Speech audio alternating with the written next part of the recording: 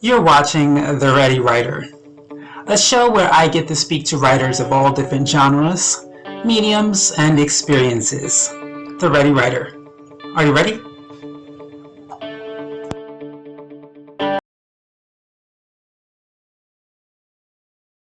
Hello, it's time for another episode of The Ready Writer. I am your host, Casey Bell, and today's guest writer for today is Carter Teller Seaton.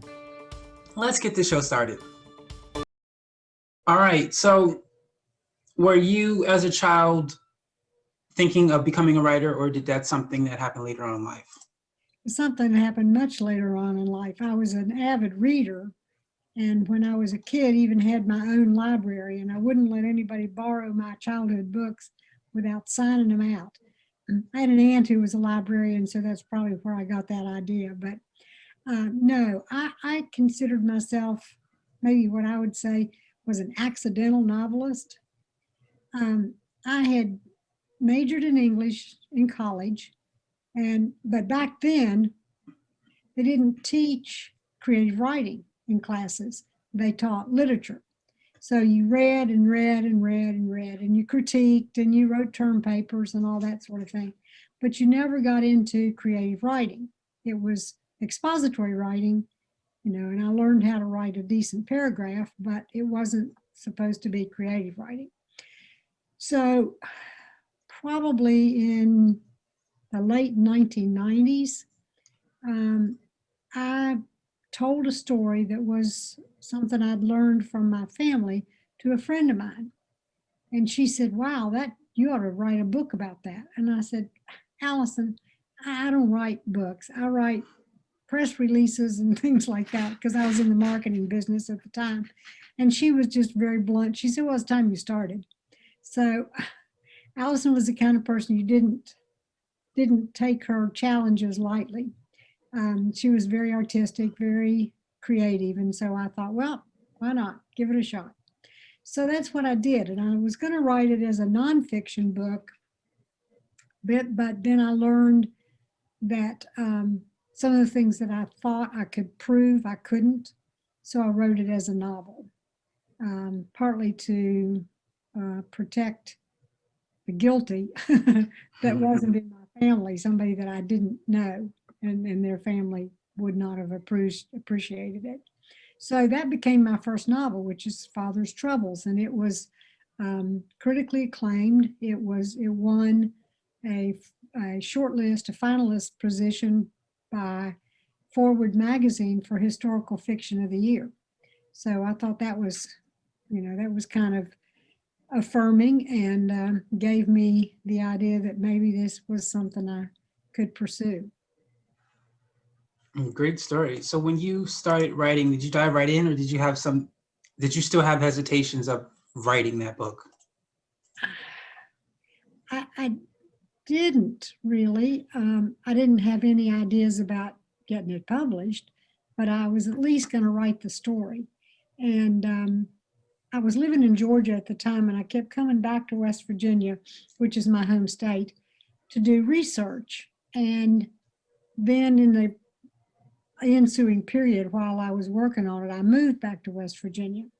And a Huntington man was holding what he called a life writing class, which was the very first time he'd ever done it. And the idea was that you were going to maybe write memoir. So I went into this class thinking that that's what I was going to do, and that's at the period of time that I decided it had to be a novel.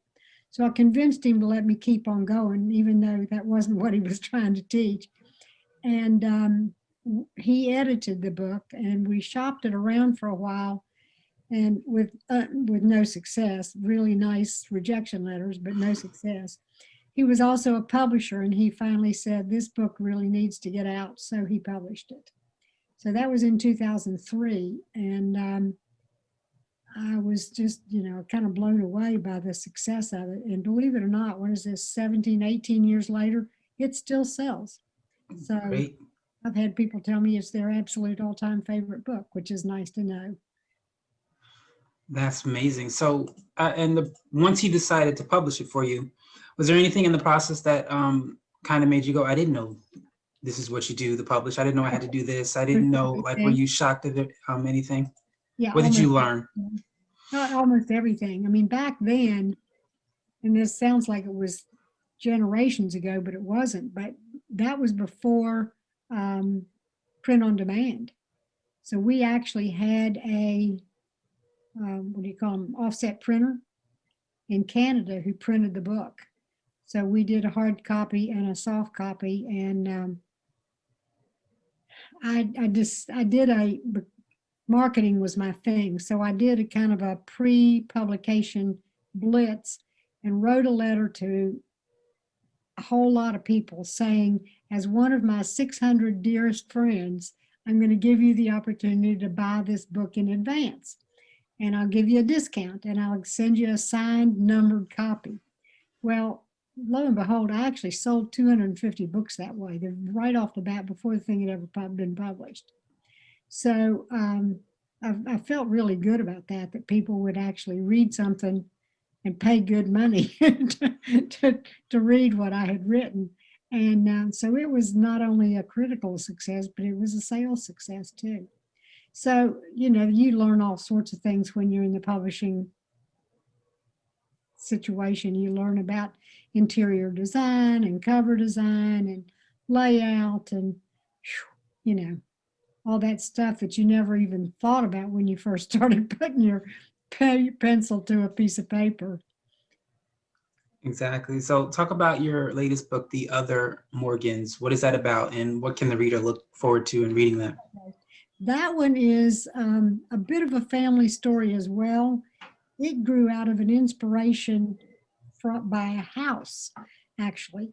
My family is good at keeping family lore alive. They used to tell all sorts of stories about their past, and one of them included this house that I've ultimately visited, that had been in existence and lived in by some member of our family for 10 generations.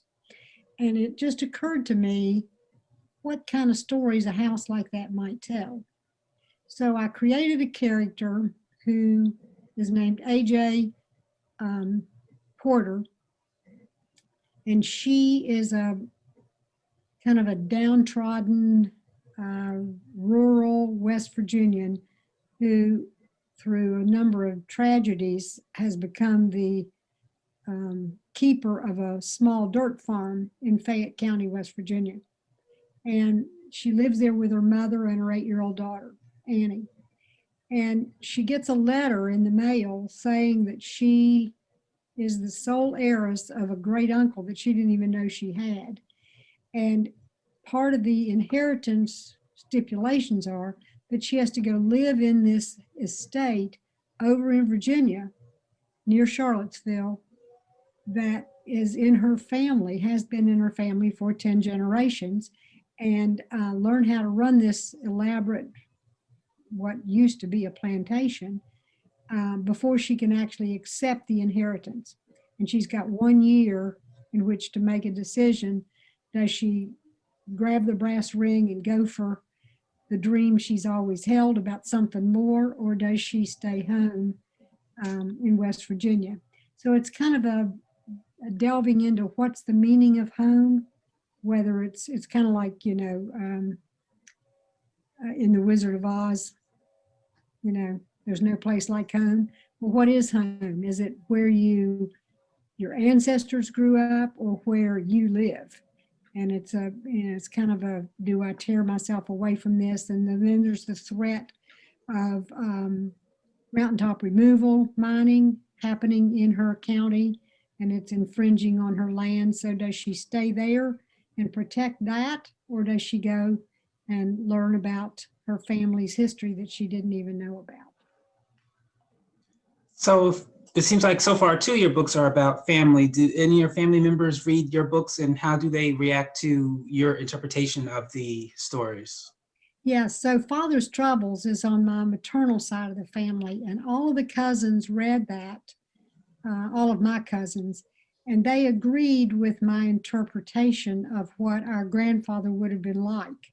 He died before any of us, except one cousin, were born.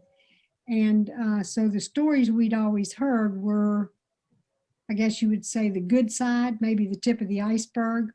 And the euphemism father's troubles was what they always used to refer to the bad stuff that happened to him or that he caused himself.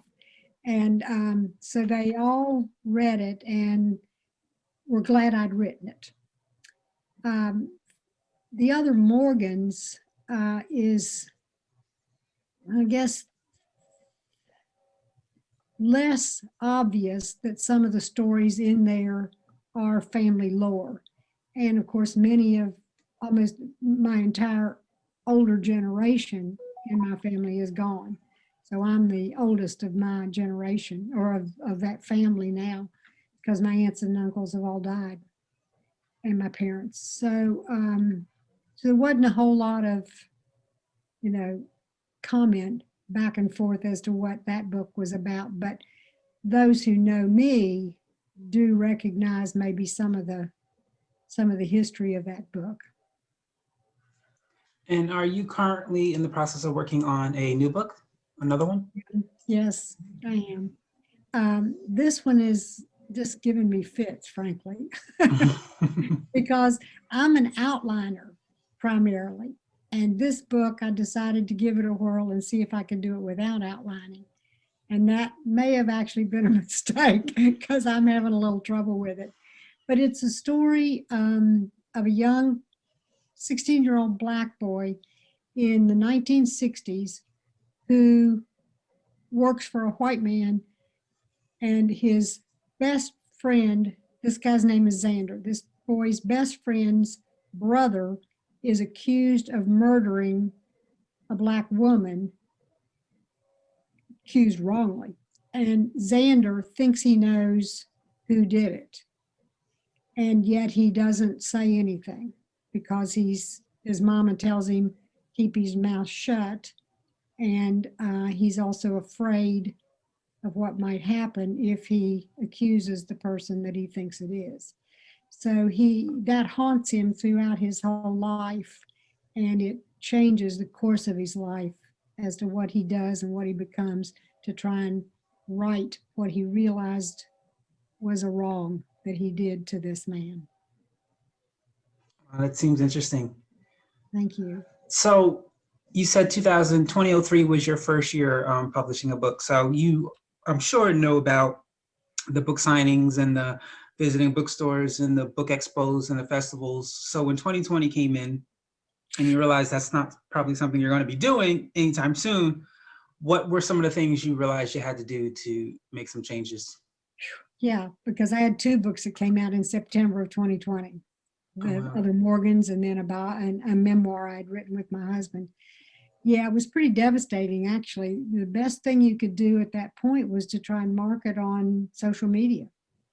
Try and do Zoom interviews just like this, try and do virtual presentations about the book, try and get on sites where you could read from it. In October, right after the book came out, just before things really got hairy, I did have an outside book signing. And people, had to come and social distance, they had to wear a mask. I even allowed people to drive by and we would deliver it to their car, So you did whatever you could, you try and promote it on social media, make sure that people know about your website, things like that. And considering the situation, I think I did fairly well with the books. I'm delighted now that I have had both of my shots and can begin to participate in some spring events and sort of relaunch both of them. Great. So my last question for you today is, if you had the opportunity, and you said you were an avid reader, to meet an author that you enjoy, and they don't have to actually be alive, dead or alive, known or unknown, who would this author be and why? Well, for contemporary writers, it would have been Pat Conroy. I think Pat's And I had the wonderful opportunity to meet him and celebrate his 70th birthday with him the year before he died. Pat's ability to tell a story and create a character, I think, is one of the most well developed in contemporary writing today.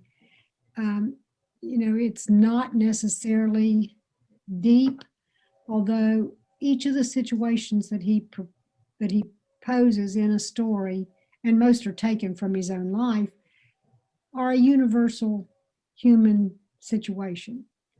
Fathers who are not nice to their kids or beat their mother, or a daughter who commits suicide, estranged wives, things that we all read about or have experienced ourselves.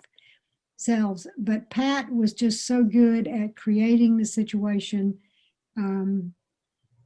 making the setting seem like you were there and putting you in the other person's shoes. And I think that's really what we want out of writing, is to be able to feel like you are in someone else's skin. There's this whole conversation about cultural appropriation, that people like me, for instance, shouldn't write about a 16-year-old Black boy. But my contention is that if we don't put ourselves in other people's skins, then we never appreciate the lives that they lead. And I think and those who read the book then have that same obligation to read books that put themselves in someone else's shoes. I think that's the whole point of telling stories. Because if I wrote only about me and my life as a white, older woman, I'm not sure it would be the most interesting book in the world. So I think I think using your imagination and trying to put yourself in someone else's shoes that shows a universal human condition is the goal of most writers.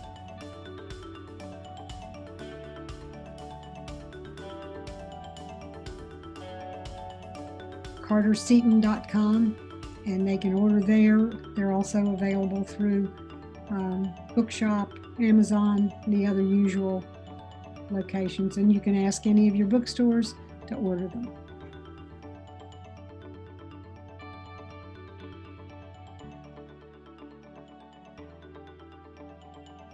That is all the time we have for you today on The Ready Writer. I want to thank our guest, Carter Teller Seaton, for joining us, and of course, you, the audience, for watching.